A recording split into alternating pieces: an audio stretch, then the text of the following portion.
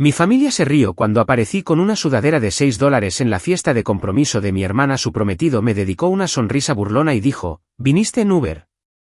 Yo solo asentí. A la mañana siguiente, él se presentó a una reunión de la junta directiva. Y me vio a mí en la cabecera de la mesa. Si alguna vez has entrado en una habitación y has sabido al instante que no pertenecías a ese lugar, no por algo que hubieras hecho, sino por la forma en que la gente te miraba como si fueras un invitado no deseado en tu propia vida, entonces entenderás exactamente cómo me sentí esa noche. Me llamo Chase. Tengo 33 años y soy el tipo que apareció en la fiesta de compromiso de su hermana pequeña, llevando una sudadera de $6 y atrayendo miradas de reojo como si acabara de manchar una alfombra blanca con barro. Pero déjenme retroceder un poco, porque esta historia no empieza en la fiesta. Empieza con una familia que olvidó quién era yo, y un prometido que realmente debería haberse mantenido la boca cerrada. Siempre fui el callado de la familia. No tímido, solo observador. Aprendí muy pronto que, cuando tienes dos padres que valoran las apariencias más que la sustancia, y una hermana menor que nunca podía hacer nada mal, es más fácil mantener un perfil bajo y trabajar en tus propias metas que luchar por una atención que siempre se siente condicional. Mis padres, Deborah y Alan, no eran malas personas, per se, solo estaban profundamente interesados en lo que pensaban los demás. Para ellos, el éxito se parecía a vacaciones perfectas para Instagram, almuerzos cuidadosamente seleccionados y niños educados con formación en colegios privados. Así que, cuando les dije que no iría a la universidad, sino que quería trabajar en una pequeña startup tecnológica que estaba construyendo en mi habitación, me dieron una palmada en el hombro y dijeron, es bueno soñar, Chase. Solo asegúrate de ser realista. Eso fue hace más de una década. Avancemos hasta ahora, y todavía piensan que estoy un poco perdido, quizás incluso un poco digno de lástima. Eso es en parte mi culpa. Dejé de intentar explicar lo que hago hace años. Nunca corregí sus suposiciones de que estaba trabajando como freelance o viendo qué hacer. Les dejé creer que vivía en un modesto apartamento compartido en el centro porque no podía permitirme algo mejor, cuando la verdad era que yo era el dueño del edificio. No conducía un coche llamativo. No vestía ropa de diseñador. No presumía de dinero en los eventos familiares. ¿Por qué lo haría? No intentaba demostrar nada. O quizás, en el fondo, solo quería ver quiénes eran ellos cuando pensaban que yo no tenía nada. Mi hermana, Ivy, es la niña de oro. Siempre lo ha sido. Si yo sacaba un sobresaliente o un notable alto en el instituto, era, Chase, puedes hacerlo mejor. Si ella sacaba un suficiente, era, bueno, esa asignatura simplemente no es su fuerte. Es 4 años menor que yo y tiene el tipo de personalidad que atrae a la gente, alegre, a la moda y lo suficientemente despistada como para salirse con la suya diciendo cosas que sonarían arrogantes viniendo de cualquier otra persona. No me cae mal a Ivy, en realidad no. Pero ella nunca me ha visto de verdad. Me habla a mí, no conmigo. Y últimamente, desde que se comprometió con este tipo llamado Logan, es como si la distancia entre nosotros se hubiera convertido en un cañón. Logan es otra historia. Imaginen cada estereotipo de chico de finanzas que hayan visto, condensado en un paquete alto y engreído, pelo perfecto, una risa falsa y un apretón de manos un poco demasiado firme, como si intentara imponer su dominio durante el almuerzo.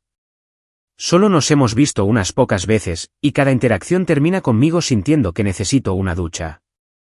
La primera vez que nos vimos, me miró de arriba abajo como si yo fuera un repartidor que había entrado por error en el comedor. Me preguntó qué hacía para divertirme, con ese tono educado que la gente usa cuando en realidad no le importa tu respuesta. Cuando Ivy intervino con un Chase todavía está trabajando en sus cosas de la aplicación, las cejas de Logan se alzaron ligeramente y asintió como si yo fuera un estudiante de secundaria aprendiendo a programar los fines de semana. No la corregí a ella ni a él. Así que, cuando recibí la invitación para la fiesta de compromiso de Ivy, sabía qué esperar. En realidad no era para mí. Era para aparentar. Ivy y Logan la celebraban en un viñedo a las afueras de la ciudad, uno de esos lugares con manteles blancos y luces de hadas envueltas alrededor de los olivos. La invitación decía atuendo de cóctel, lo que en mi familia significa gastar al menos $300 o arriesgarse a que hablen de ti a tus espaldas. Aparecí en vaqueros, zapatillas y esa sudadera de $6 que compré en oferta como una broma. No para hacer una declaración, no para revelarme, simplemente porque me apetecía. Y quizás, sí, una pequeña parte de mí quería ver qué pasaría. En el momento en que entré en el patio principal, lo sentí. Las cabezas se giraron, la conversación se ralentizó. Mi madre parpadeó 2 veces al verme, luego forzó una sonrisa tensa como si se estuviera preparando para que alguien más se diera cuenta. Mi padre me saludó con un gesto desde el otro lado del patio, y luego reanudó rápidamente su risa con un grupo de tíos de Logan. Pero fue Logan quien selló el momento. Se acercó, con una copa de vino en la mano, su traje perfectamente entallado como si lo hubieran bañado en dinero. Me miró de arriba abajo de nuevo con esa mirada escrutadora, y sonrió. ¿Viniste en Uber, Chase?, preguntó, lo suficientemente alto como para que 2 de las amigas de Ivy giraran la cabeza. Yo sonreí, asentí una vez y me encogí de hombros. Algo me quedé allí un momento, simplemente asimilándolo todo. La forma en que todos a mi alrededor se veían tan pulcros, tan artificiales. Las amigas de Ivy posaban para selfies en grupo. Mi madre le explicaba la comida a alguien como si ella misma hubiera planeado el menú. Y allí estaba yo, el hermano con la sudadera barata, con un vino que en realidad no quería, en un lugar donde no me sentía bienvenido. Pero no me fui. Me quedé.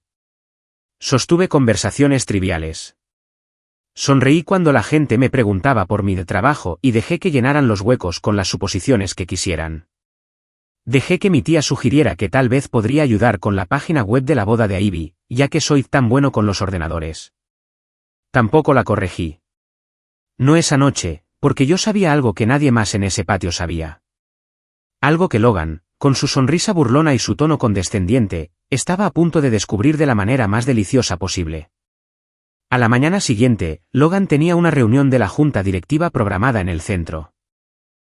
Lo sabía porque había visto el calendario, no por fisgonear o espiar, sino porque su firma acababa de firmar un contrato de arrendamiento de 5 años en el piso 27 de un edificio del que soy dueño, un edificio que había comprado personalmente a través de una sociedad instrumental hace 3 años.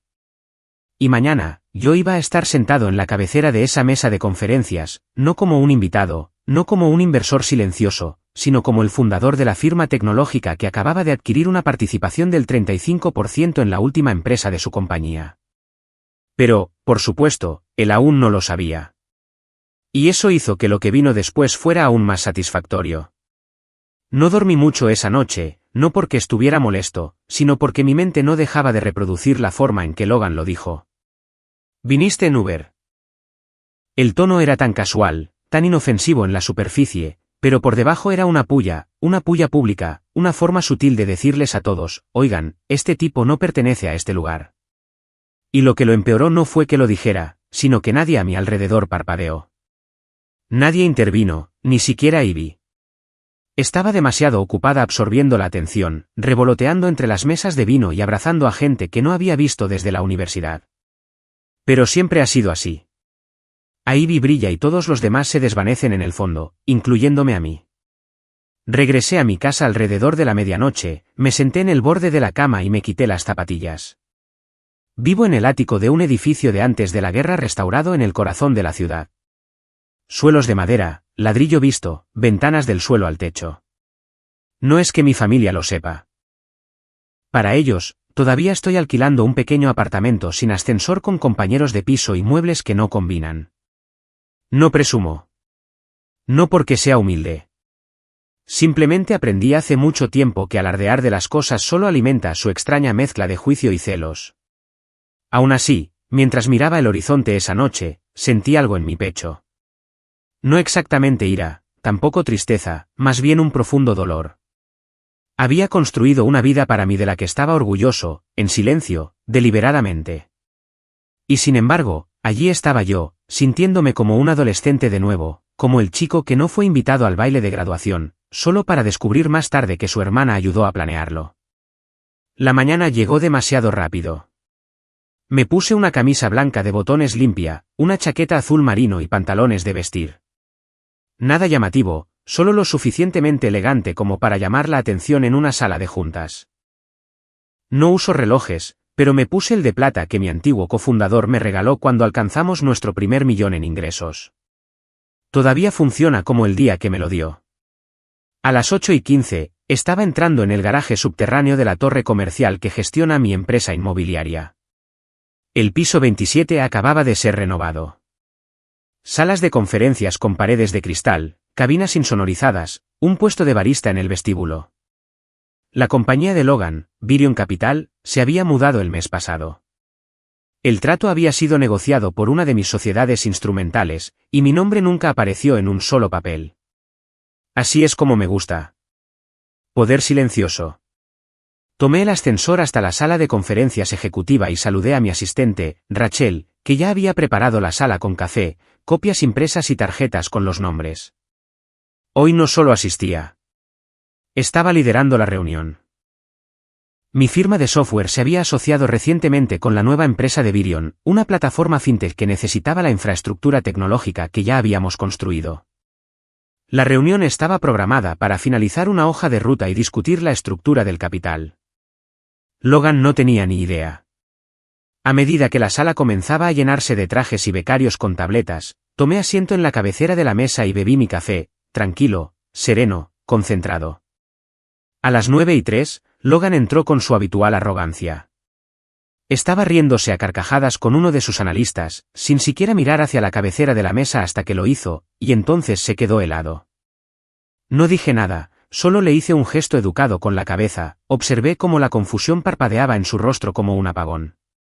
Casi se podía oír el rechinar de los engranajes mentales mientras procesaba lo que estaba viendo. Abrió la boca como si fuera a decir algo, y luego la volvió a cerrar. Lentamente, encontró su asiento a un lado de la mesa. La energía en la sala cambió muy ligeramente, pero volveré a eso más tarde, porque ese fue solo el principio. Los días previos a esa reunión fueron lo que realmente me dijeron dónde me encontraba con mi familia. Déjenme retroceder. Después de la fiesta de compromiso, pensé en llamar a Ivy solo para saber cómo estaba.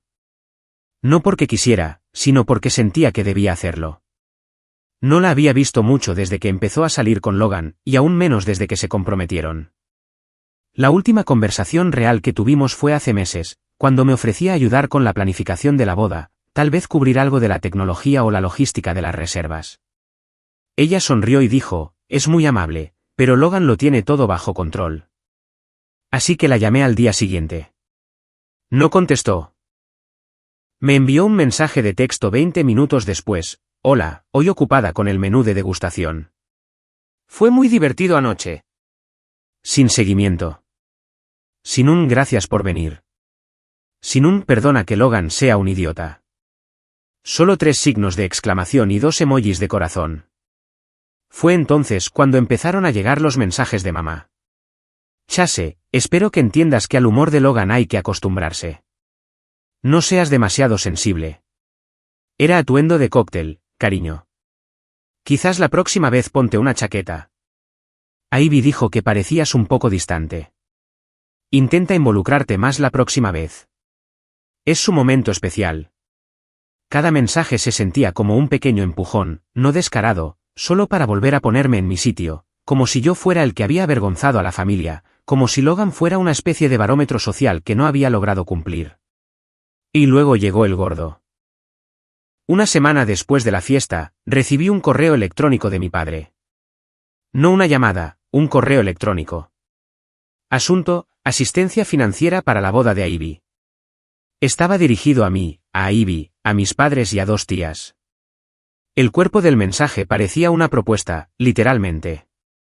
Había viñetas, una hoja de cálculo adjunta. Mi padre había esbozado un plan de financiación para los gastos de la boda, que ascendían a poco menos de $180,000.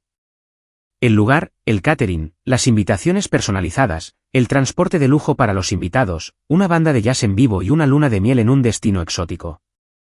Pedía a cada unidad familiar que contribuyera, incluyéndome a mí. Ahora, miren, no soy tacaño. He ayudado a gente.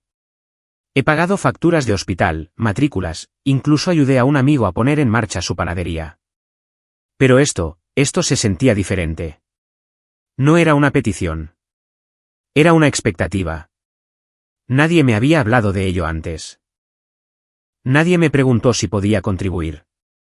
Simplemente asumieron que no tendría problema en cubrir mi parte, $30,000. Me quedé mirando el correo electrónico durante mucho tiempo y luego hice algo que no había hecho en años. Respondí, hola a todos, aprecio que hayáis organizado esto. Algunas reflexiones. No sabía que la boda de Ivy se había convertido en una empresa financiada en grupo. No he participado en ninguna parte de la planificación y no se me consultó sobre esta solicitud. Estaría encantado de apoyar de una manera que me parezca apropiada y respetuosa, pero $30,000 sin una discusión previa no lo es. Si Ivy y Logan quieren una boda de esta magnitud, quizás ellos también deberían contribuir proporcionalmente. Saludos, Chase. En cuestión de horas, recibí una llamada de mamá. Chase, dijo, ya exasperada. ¿Por qué escribiste ese correo electrónico? Porque lo decía en serio, dije secamente. Nos has hecho quedar mal a todos, como si estuviéramos tratando de sacarte hasta el último céntimo. ¿No es así?, pregunté. Ella suspiró. Este es el gran momento de Ivy. Se merece lo mejor. Yo también me lo merecía, dije en voz baja. Pero no recibí ni un céntimo cuando lancé mi empresa, ni cuando me mudé a mi primer apartamento, ni cuando tuve que elegir entre cenar o pagar el alquiler. Eso fue diferente, dijo ella. ¿Por qué? Porque tú quisiste tomar el camino difícil. Ivy está haciendo las cosas de la manera correcta. No respondí. No había mucho que decir a eso. Terminamos la llamada poco después, pero podía sentir el hielo formándose bajo la superficie. Más tarde esa noche, Ivy me envió un mensaje de texto, no para disculparse, no para preguntar cómo estaba, solo esto, ¿puedes al menos intentar ser comprensivo? No todo gira. El mensaje de Logan llegó 2 días después del desastre del correo electrónico. Era corto, casual, casi demasiado casual. Hola, tío, vamos a cenar esta semana. Solo nosotros. Invito yo. Al principio, pensé que era un error. Tal vez se lo quería enviar a otra persona. O tal vez a Ivy o mis padres le habían insistido para que arreglara las cosas. De cualquier manera, se sentía extraño. Pero una parte de mí, alguna parte ingenua y enterrada, pensó que tal vez lo estaba intentando. Tal vez, solo tal vez, quería tender un puente o al menos aclarar el ambiente antes de que la planificación de la boda se convirtiera en una guerra fría en toda regla. Así que dije que sí. Él eligió el lugar.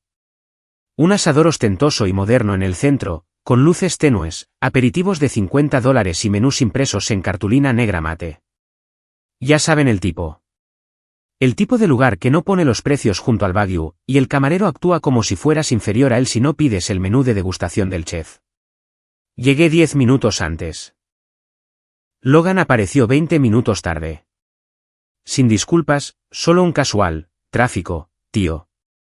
Ya sabes cómo es.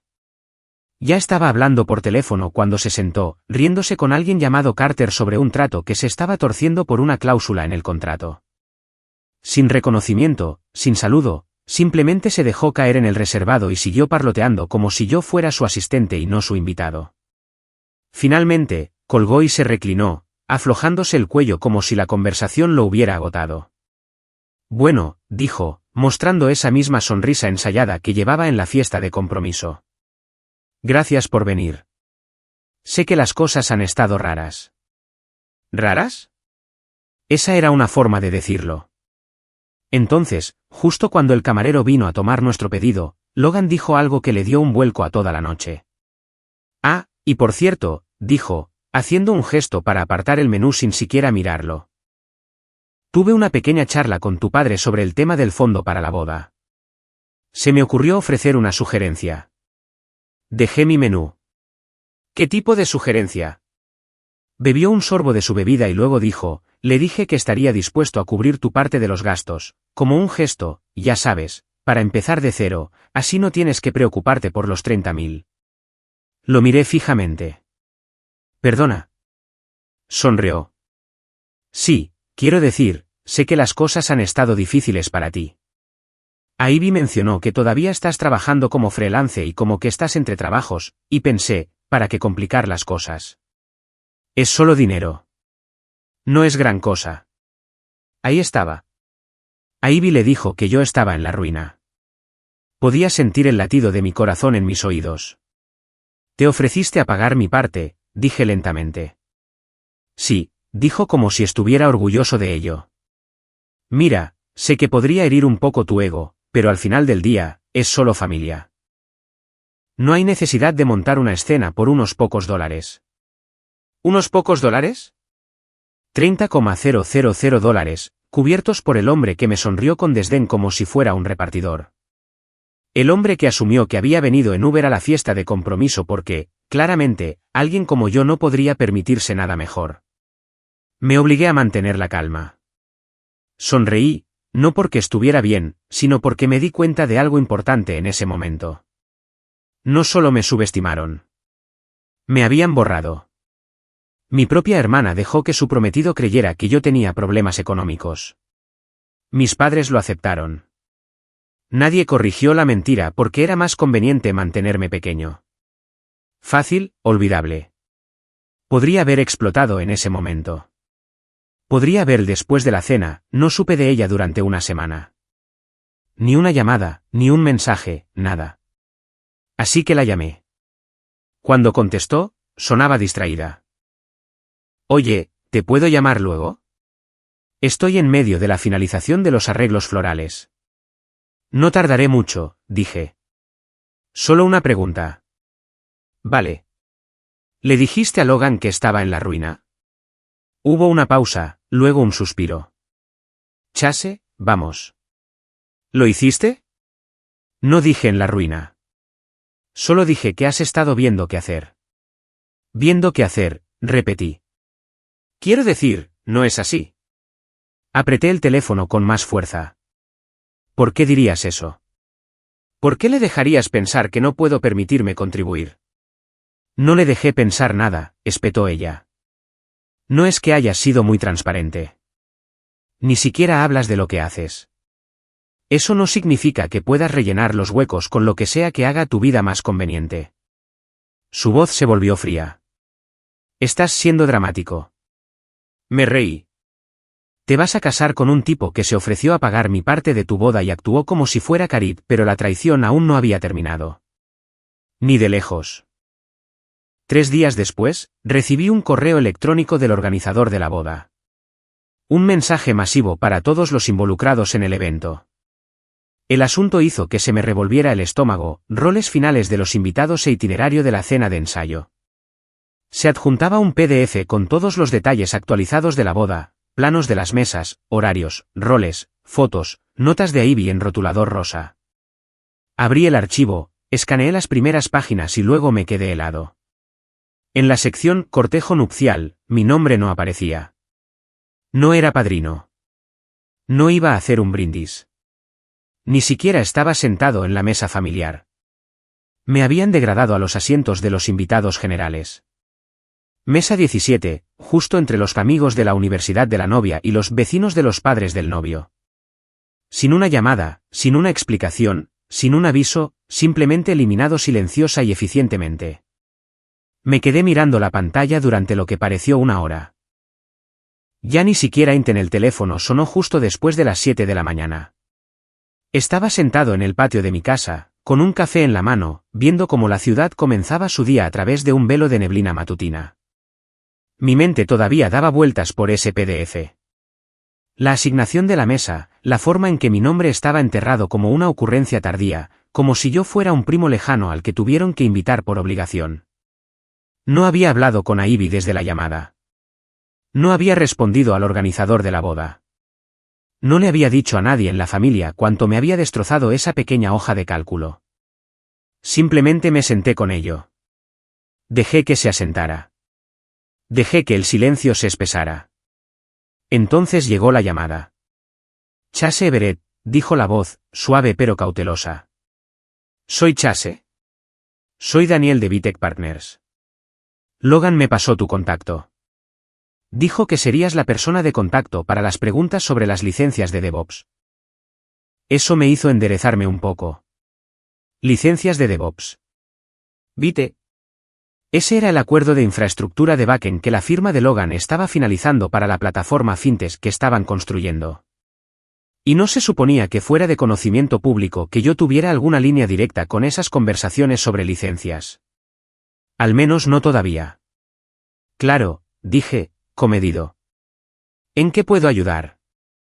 Daniel dudó medio segundo, como si no estuviera seguro de cuánto decir. Mira, seré directo. Hemos estado revisando los repartos de acciones que Logan propuso la semana pasada y hay algunas cosas que no cuadran. Hay una cláusula en el acuerdo de empresa conjunta que nombra a tu firma como socio clave, pero Logan lo presentó como si fuera un proveedor externo, solo externo. Terminé la llamada y me quedé mirando el horizonte durante mucho tiempo. El café en mi mano se había enfriado. Mi corazón no.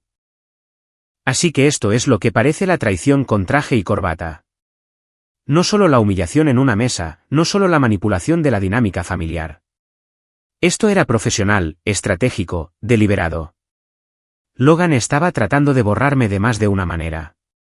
Primero en la fiesta de compromiso, luego frente a mi propia familia, y ahora.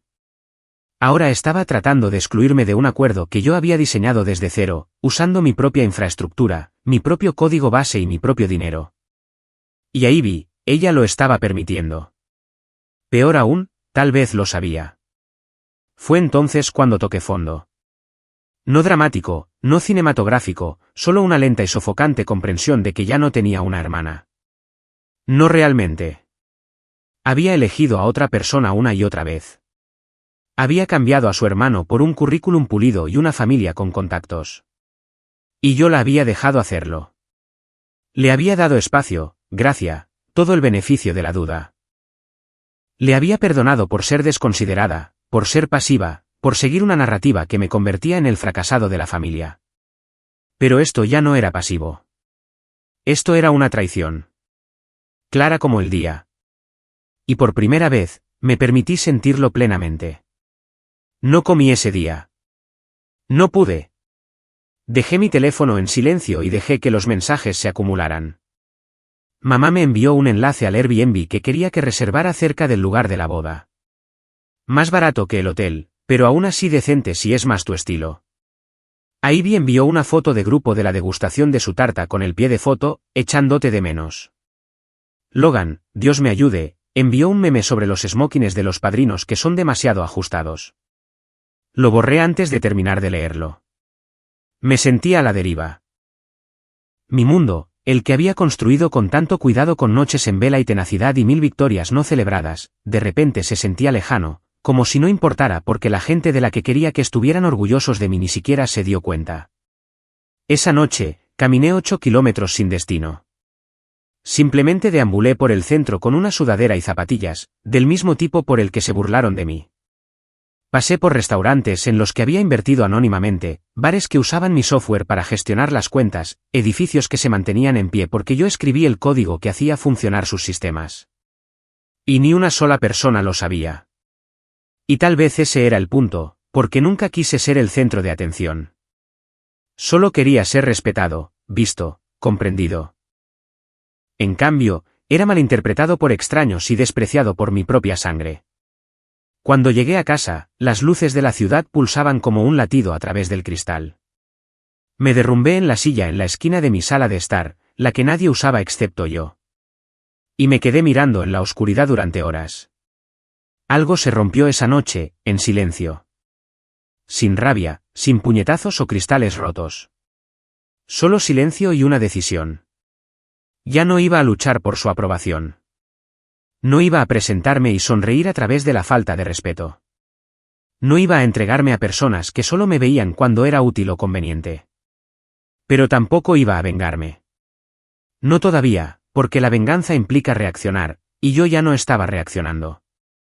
Estaba planeando.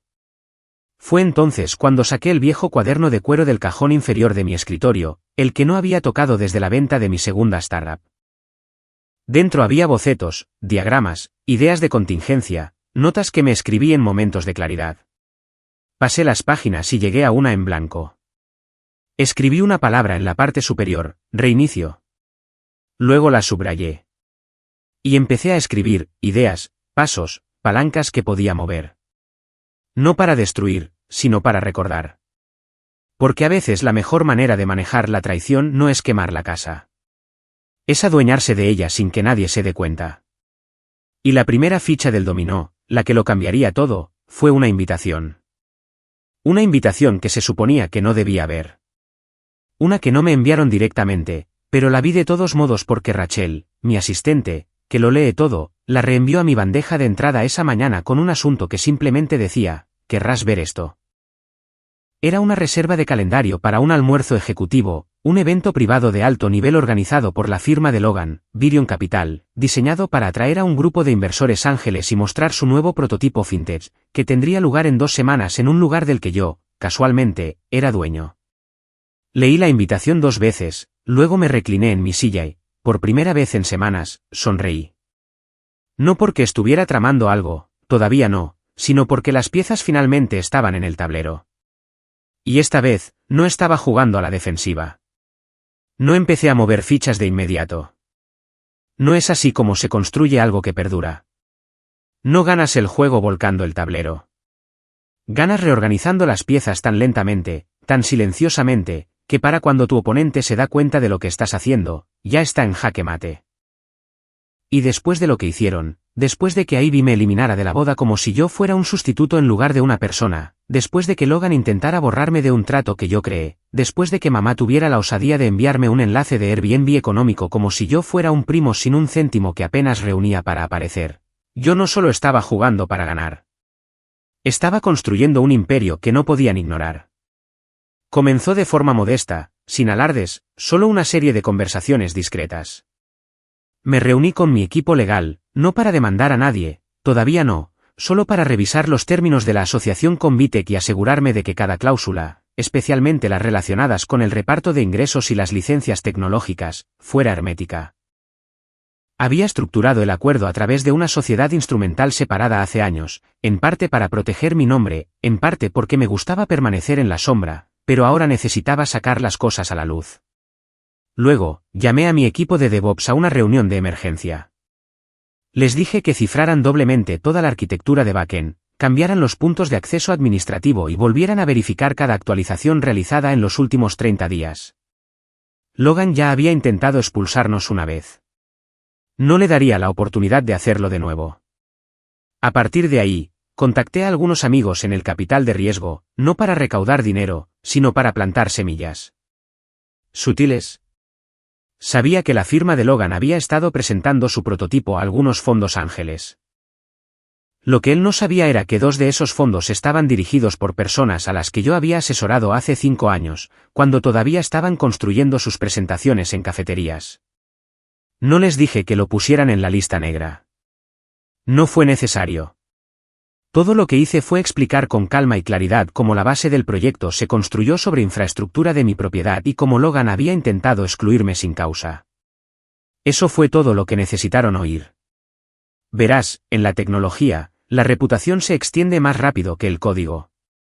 Y aunque Logan se veía bien en un traje, a los capitalistas de riesgo les importa la ejecución. Les importa quién construyó la cosa, no solo quién la presentó. Y yo construí la cosa. Al mismo tiempo, empecé a aparecer de nuevo. No en eventos familiares, todavía no, sino en público, en recaudaciones de fondos, cumbres tecnológicas, reuniones de startups, lugares que solía evitar porque no me importaba la influencia. Ahora tenía una razón para que me importara. No por mí, por la imagen. La gente empezó a susurrar. ¿Ese es Chase Everett?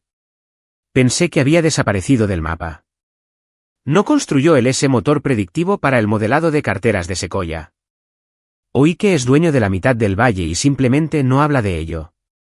No corregí a nadie. Dejé que se preguntaran. Dejé que el silencio trabajara para mí. Mi vida personal también comenzó a cambiar. Contraté a un estilista, no para parecer llamativo, solo refinado. Compré 2 trajes nuevos que realmente me quedaban como una armadura. Cambié mi coche por un Audi e-tron negro mate, elegante, silencioso, inconfundiblemente caro, pero solo si sabías lo que estabas viendo. Como yo. Me mudé al ático de mi edificio. Sin anuncios, sin un momento de mírenme. Simplemente le entregué las llaves al inquilino de abajo y tomé el último piso. Redecoré con líneas limpias, madera oscura e iluminación suave. Colgué una sola obra de arte, un boceto de un trono vacío, en la pared principal. Un regalo de un viejo amigo que una vez me dijo, no necesitas una corona si eres el dueño del castillo. Cada mañana, entrenaba con un entrenador personal. No para ponerme musculoso, solo fuerte, estable, concentrado. Cada tarde, me reunía con Rachel y mi equipo de estrategia para revisar nuestra hoja de ruta. Estábamos escalando rápido.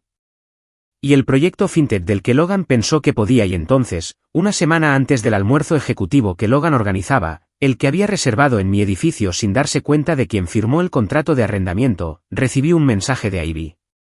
Hola, no he sabido de ti en un tiempo. ¿Podemos hablar?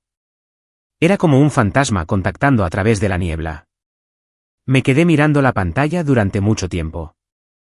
No habíamos hablado desde la pelea, desde la llamada de estás siendo dramático, desde que encontré mi nombre enterrado bajo la mesa 17 junto a un montón de gente que nunca había conocido. Pero no la ignoré. Dije simplemente, claro. Cuando respondió casi de inmediato, pásate por casa de mamá y papá mañana un rato. Sin dramas. Lo prometo, acepté. No porque la extrañara. No porque pensara que se lo merecía, sino porque necesitaba saber. Necesitaba oír de su boca si realmente entendía lo que había hecho o si solo estaba tratando de suavizar las cosas antes de la boda. Conduje a casa de mis padres a la noche siguiente, llevando la misma sudadera de la fiesta de compromiso. Que vieran la versión de mí que pensaban que conocían. Ivy ya estaba allí, sentada en el patio con una copa de vino, las piernas cruzadas, mirando al cielo como si intentara recordar cómo volver a ser amable. Hola, dijo mientras yo salía. Hola. Nos sentamos en silencio por un momento. El aire olía a romero y pollo a la parrilla. Probablemente algo que mamá estaba cocinando dentro para Logan y sus padres. La fastidié, dijo Ivy finalmente. No respondí. Ella me miró. No tienes que perdonarme. Solo quiero que sepas que he estado pensando en todo. ¿En serio? Sí. Y me di cuenta de que dejé que la gente hablara por ti. Dejé que Logan hiciera suposiciones. Dejé que mamá y papá moldearan la narrativa. Y no me opuse. La miré. ¿Por qué? Dudó. Porque era más fácil. Ahí estaba. La verdad. Continuó, el mundo de Logan es muy cuidado. Todos en él juegan un papel. Pensé que si simplemente te encajaba en silencio, sin hacer ruido, las cosas irían mejor. Me hiciste invisible. Sé que me querías invisible. No, dijo rápidamente. Simplemente no sabía cómo explicarte. Lo que haces. Siempre has sido este misterio, y pensé que si simplemente seguías el juego, estaría bien. No estuvo bien. Ella asintió. Lo veo ahora. Nos quedamos con eso durante mucho tiempo. No necesito una disculpa, dije finalmente. Solo necesito saber si esta es quien eres ahora. Si estás bien casándote con alguien que miente sobre Acue cuando me levanté para irme, dijo en voz baja, no vas a venir a la boda, ¿verdad? Me volví. No lo he decidido. Sus ojos buscaron los míos. Si no vienes, la gente se dará cuenta. Que se den cuenta. Y entonces me fui. A la mañana siguiente, Rachel me envió la lista final de invitados para el almuerzo ejecutivo que Logan estaba organizando. Su nombre estaba impreso justo debajo de las palabras, organizado por Thorne & Kessler, en asociación con Everett Tech. Era la primera vez que Logan vería mi nombre en la documentación. No sería la última, porque mientras él todavía estaba ocupado gestionando impresiones y jugando a las casitas con una familia que aplaudía las apariencias, yo estaba reescribiendo la estructura de poder bajo sus pies. Y la próxima vez que nos viéramos, no sería en una mesa de cena. Sería en una sala de juntas, y yo estaría en la cabecera. Pero esa confrontación, ese momento en que todo se derrumbaría, aún estaba por llegar. Y cuando llegara, lo cambiaría todo. No dormí mucho la noche antes del almuerzo.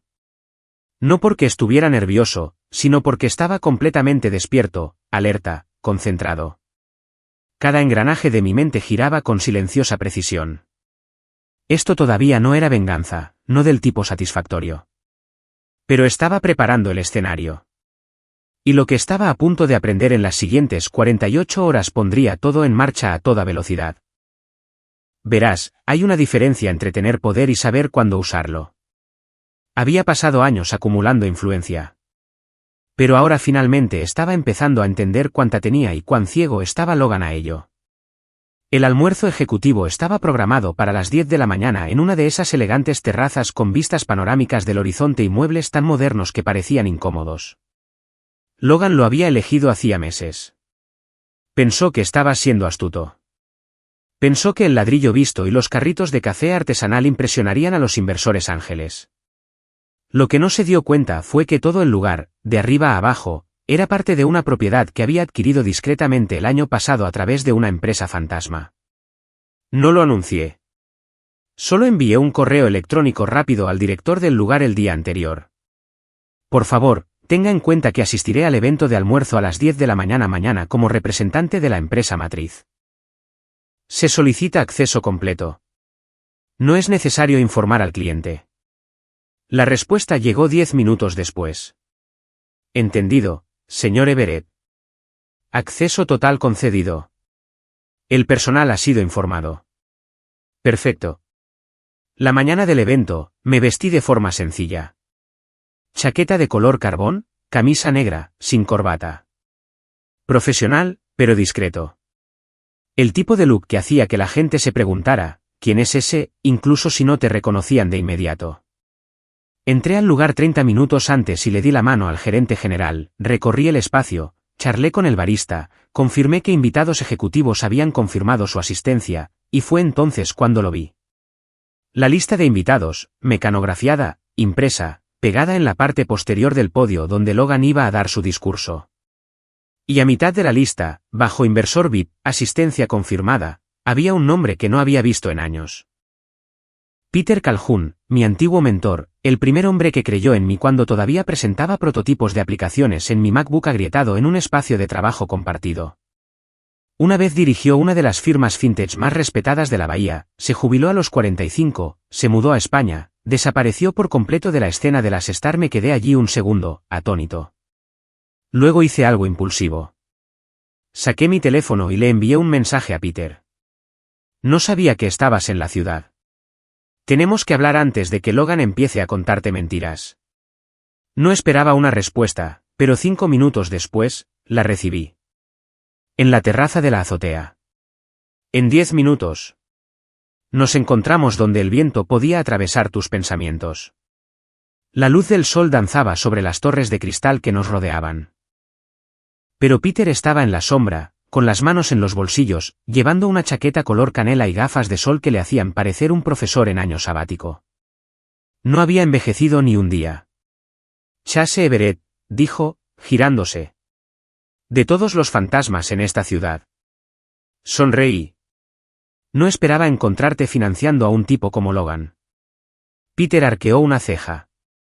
No esperaba encontrarte a su sombra. No lo estoy, dije con calma. Soy el andamio que sostiene el edificio que él cree que construyó. Peter se rió entre dientes. Eso se parece más al Chase que Recue. El almuerzo comenzó a las 10:02 de la mañana en punto. No entré hasta las 10:20, justo en medio de las palabras de apertura de Logan. Y es por eso que esta próxima fase es tan crucial, decía, paseando por el escenario con una chaqueta entallada como si estuviera audicionando para una charla TED. Con el nuevo marco de DevOps, nuestra plataforma puede escalar 10 veces en los próximos 12 meses. Entonces me vio. Entré sin detenerme, me dirigí directamente al fondo y me apoyé en la pared, simplemente observando. La voz de Logan vaciló por una fracción de segundo. Solo alguien que prestara mucha atención lo habría notado. Y con nuestro socio de infraestructura, hemos garantizado un tiempo de actividad del 24/7 sin comprometer la latencia. Sus ojos se dirigieron a Peter, que no reveló nada. Y entonces, para mi satisfacción, Logan sudó. No visiblemente, no como un villano de dibujos animados derritiéndose bajo la verdad. Sino sutilmente, la forma en que su postura se tensó, la forma en que sus manos se apretaron un poco. El almuerzo terminó poco después de eso. No abruptamente, no de forma desordenada, solo en silencio, como un hechizo que se rompe. La gente susurraba, se intercambiaban tarjetas, se daban la mano, pero nadie volvió a mirar a Logan de la misma manera. Los había traído a todos aquí para ver a un rey. En cambio, encontraron al hombre que construyó el castillo. ¿Y el rey? Ya estaba en el trono. Pero esto no era el final. Ni siquiera era la venganza todavía. Porque mientras Logan acababa de perder la cara, yo acababa de encontrar el eslabón débil. Esa noche, Rachel me reenvió un borrador de correo electrónico confidencial, una carta de renuncia de uno de los socios más cercanos de Logan. ¿Y la razón? Había descubierto algo en las finanzas, algo ilegal, algo que Logan pensaba que nadie encontraría jamás. Leí el correo electrónico 2 veces. Luego cogí mi teléfono e hice una llamada que lo cambiaría todo. La llamada que hice esa noche no fue dramática. Sin gritos, sin amenazas, solo una conversación tranquila y firme con alguien que había estado observando a Logan más tiempo que yo. Su nombre era Michelle Torres. Nos habíamos conocido años atrás en una conferencia de fintech en Austin, cuando yo todavía construía prototipos en garajes y ella auditaba firmas de inversión de nivel medio para una sucursal regional de la SEC. Mantuvimos el contacto de vez en cuando desde entonces, no amigos cercanos, pero con respeto mutuo. A ella le gustaba cómo yo jugaba a largo plazo. A mí me gustaba cómo ella nunca parpadeaba cuando hombres que le doblaban el tamaño intentaban intimidarla en salas de juntas. Y ahora, era abogada principal de investigaciones financieras a nivel federal. Michelle, dije, con la voz tranquila. Tengo algo para ti. No envié todo de una vez. Eso habría sido un desastre.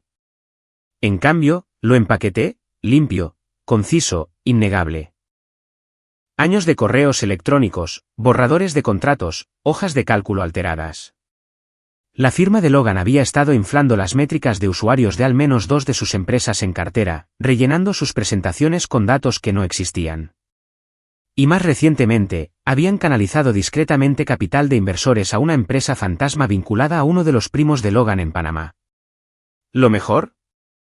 Usaron mi infraestructura para hacerlo. O más bien, intentaron hacerlo, porque pensaban que yo no estaba observando, pero sí lo estaba. Había incorporado salvaguardias desde el principio, registros espejo, permisos redundantes, y cuando el director de tecnología de Logan intentó sobreescribir el acceso a un panel de ingresos particular hace 2 semanas, lo marqué, lo rastreé, dejé que se ejecutara el tiempo suficiente para mapear el patrón, y luego lo copié todo. Michelle no dijo mucho cuando le envié el E3 días después, la oficina de Logan fue registrada. No salió en las noticias nacionales, no de inmediato, pero en nuestro mundo, el circuito cerrado y competitivo de capitalistas de riesgo, fundadores y tiburones legales, fue una explosión nuclear. La gente empezó a abandonar el barco. 2 analistas huyeron en 24 horas. Otro abogado asociado filtró una carta de denuncia a 3 firmas diferentes. Se corrió la voz de que alguien había saboteado el acuerdo, pero nadie pudo culparme a mí. Logan ni siquiera tuvo tiempo de entrar en pánico adecuadamente. Estaba demasiado ocupado tratando de conseguir abogados antes de que el castillo de naipes se derrumbara por completo. ¿Y yo? Seguí sonriendo.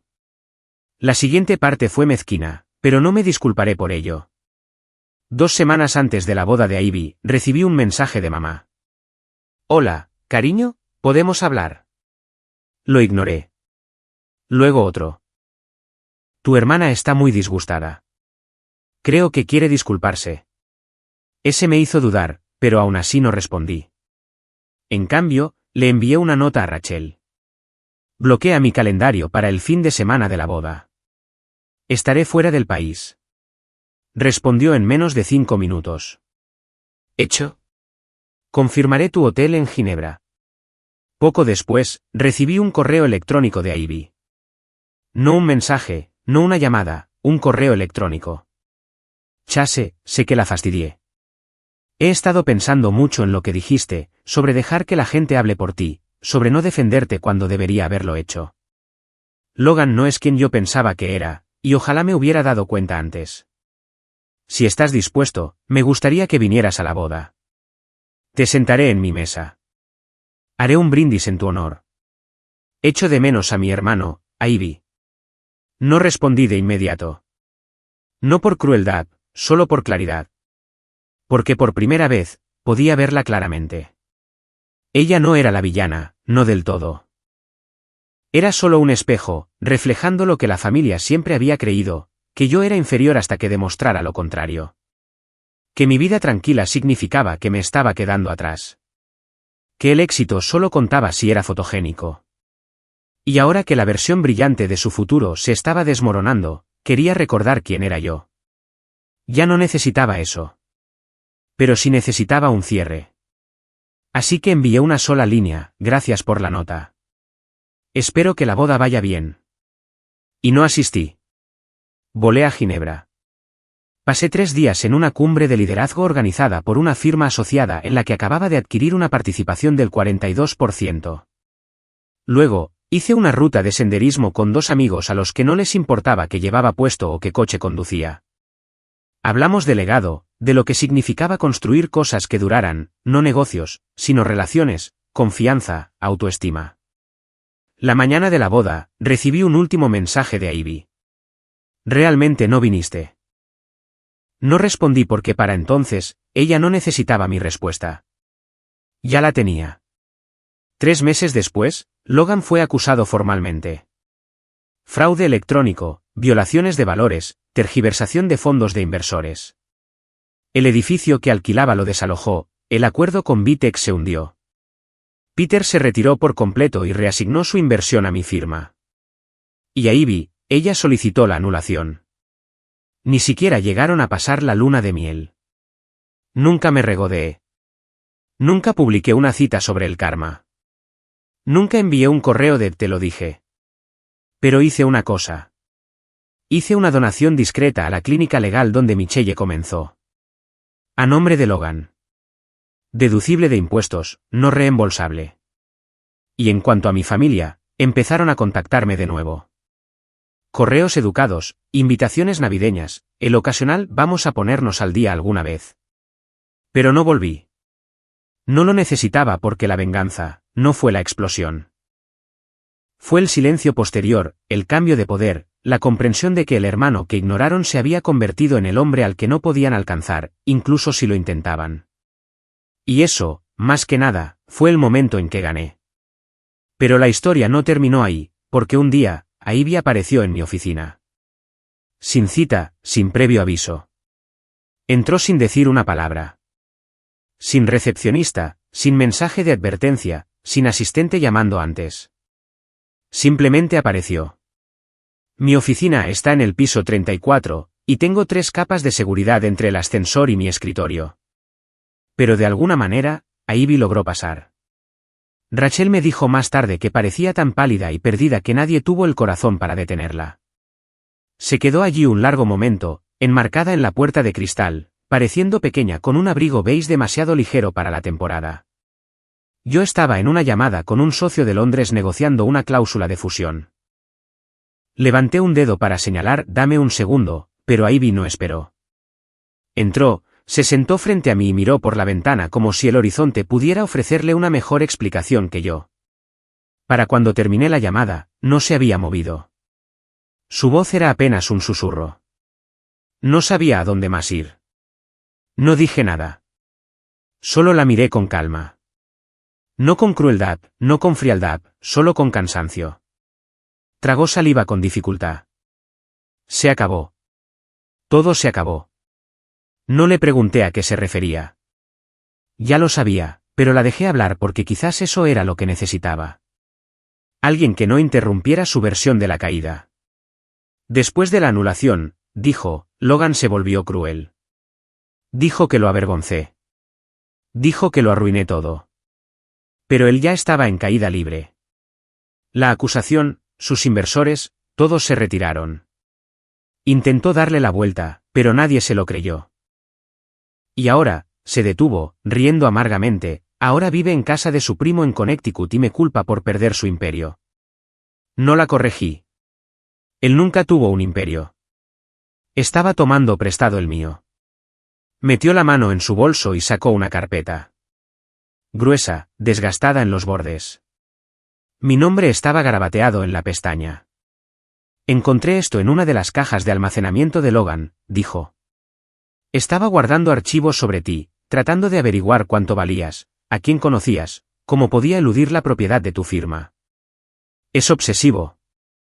Tomé la carpeta, hojeé las primeras páginas, impresiones de registros corporativos, capturas de pantalla borrosas de mis mensajes privados de Slack, incluso un borrador de un acuerdo de confidencialidad con firmas falsificadas. Parecía avergonzada. No sabía que estaba haciendo esto. ¿Querías saberlo?, pregunté.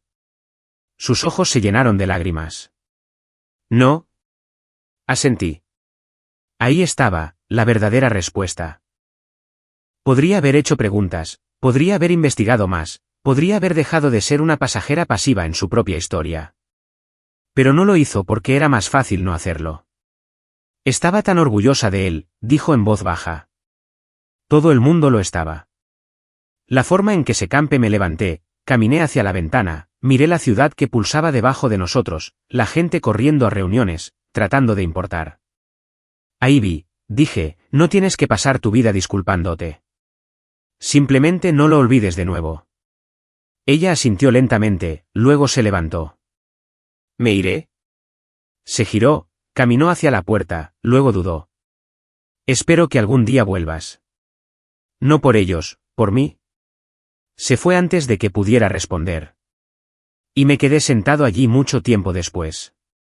Las consecuencias llegaron en oleadas. La firma de Logan se disolvió oficialmente 4 meses después del registro. 2 socios principales fueron multados y se les prohibió gestionar fondos de inversión durante una década. El propio Logan negoció para evitar la cárcel, pero el acuerdo lo dejó profesionalmente lisiado. Nadie lo tocaría. Ni en tecnología, ni en finanzas, ni siquiera en los circuitos de consultoría.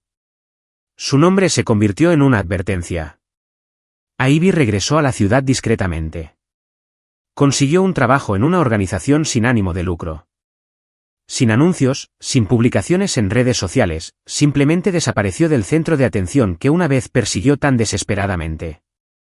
No hablábamos a menudo, pero cuando lo hacíamos, era real, honesto. Sin más fingimientos. Mamá y papá también empezaron a intentarlo de nuevo. Correos electrónicos, tarjetas de cumpleaños, una invitación a una cena navideña. Rechacé cortésmente. Pero ya no sentía amargura.